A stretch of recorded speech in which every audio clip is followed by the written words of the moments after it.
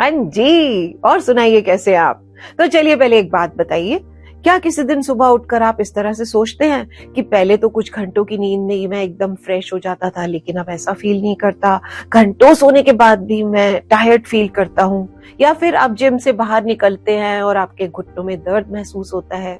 Anyways, उम्र बढ़ने के साथ साथ इस तरह की फीलिंग्स जो होती है मोस्टली बहुत से लोगों को होती है, लेकिन ऐसे भी लोग बहुत से हैं जो उम्र को मात देते नजर आते हैं। अमेरिकी सुप्रीम कोर्ट के जस्टिस स्वर्गीय रूथ बेडर गिन्सबर्ग 87 इयर्स की एज तक, अपनी लास्ट ब्रेथ तक कोर्ट प्रोसीडिंग करते रहे। Great British bake off show की जज मैरी बेरी, जो कि अब अपने 80s में हैं, दुनिया भर के लोगों को जीवन का आनंद उठाने के लिए इंस्पायर करती है। एक्टर पॉल रूड, जिन्हें 2021 में 52 इयर्स की एज में पीपल मैगजीन का सेक्सिएस्ट मैन अलाइव नॉमिनेट किया गया, जबकि सामने से देखने पर ना वो 30s के दिखते हैं, यानी कि अपनी एज से 20 इयर्स, करीब 20 इयर्स छोटे। And same with actor Anil Kapoor, वो भी अपनी उम्र से कितने छोटे लगते हैं, है ना। तो क्या कहते हैं, age is just a number. बहुत से रिसर्चर्स ने अल्जाइमर्स, डेमेंशिया, ऑस्टियोपोरोसिस, कैंसर जैसी बीमारियों के कॉजेज और रिस्क फैक्टर्स जानने की कोशिश की, और आप जानते हैं सबसे बड़ा फैक्टर क्या है? एजिंग। जानते हैं उम्र बढ़ने के साथ साथ बहुत सी बीमारियों का खतरा 1000 गुना बढ़ जाता है, लेकिन आप इन बीमारियों का खतरा कम भी कर सकते हैं। कैसे? अपनी बायोलॉजिकल एज को अपनी क्रोनोलॉजिकल एज से कम करके। तो चलिए पहले आपको बताती हूँ कि क्रोनोलॉजिकल एज क्या होती है। इसका मतलब है कि कैलेंडर में आपकी डेट ऑफ बर्थ के हिसाब से आपकी क्या एज है, और इसके साथ आप कुछ नहीं कर सकते, ये हर साल बढ़ती रहेगी। आज आप 50 के हैं, अगले साल 51 के होंगे। लेकिन बायोलॉजिकल एज का मतलब है आपके बॉडी सेल्स कितने ओल्ड हैं, और इसे आप कम भी कर सकते हैं, बढ़ा भी सकते हैं।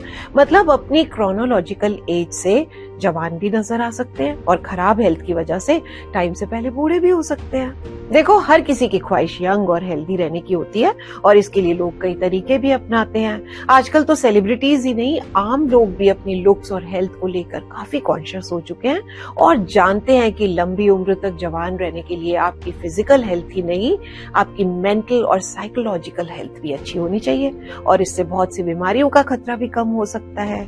आप जानते हैं क्रॉनिक स्ट्रेस आपकी बायोलॉजिकल एज को बढ़ा सकता है। लंबे समय तक स्ट्रेस में रहने से आपकी सोच, स्किन, ब्रेन पर गलत असर पड़ता है।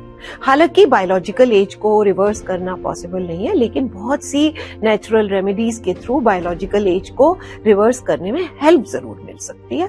अब कई बार ऐसा होता है कि किसी बीमारी के टाइम पेशेंट की बायोलॉजिकल एज जो है वो बढ़ जाती है, बट जब वो ठीक हो जाने के बाद में नॉर्मल स्टेट में आता है, लोगों से मिलने जुलने लगता है, खुश रहने लगता है, तो कुछ हद तक रिवर्स भी हो जाती है। But believe me, stress, depression, बीमारियां आपकी बायोलॉजिकल एज को बढ़ा सकती हैं।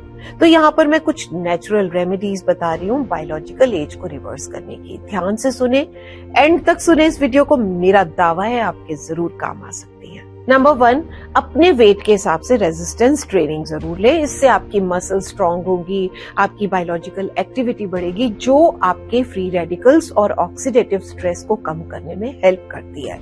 ये आपकी बॉडी में ब्लड फ्लो को बढ़ाती है, आपकी जो फैट बर्न करने वाली मसल्स हैं उन्हें बनाए रखने में हेल्प करती है। ओबेसिटी जर्नल के अनुसार इससे विजरल फैट में भी कमी आती है, और जिसकी वजह से उम्र के साथ बढ़ने वाले हार्ट अटैक और डायबिटीज के खतरे से भी बचाव हो पाता है। Number 2, aerobic exercise. साइकिल चलाना, दौड़ना, डांस करना, वॉक करना, स्विमिंग करना, इन सब एक्सरसाइजेस से आप ज्यादा एज तक यंग रह सकते हैं। आपका कोलेस्ट्रॉल लेवल भी बैलेंस रहता है, आपकी रेजिस्टेंस पावर बढ़ाने वाले टी सेल्स जो हैं वो भी ज्यादा एज तक बने रहते हैं। वेट बेयरिंग एक्सरसाइजेस करने से ऑस्टियोपोरोसिस का खतरा कम होता है। कार्डियो एक्सरसाइजेस से जो हार्ट है वो स्ट्रांग होता है।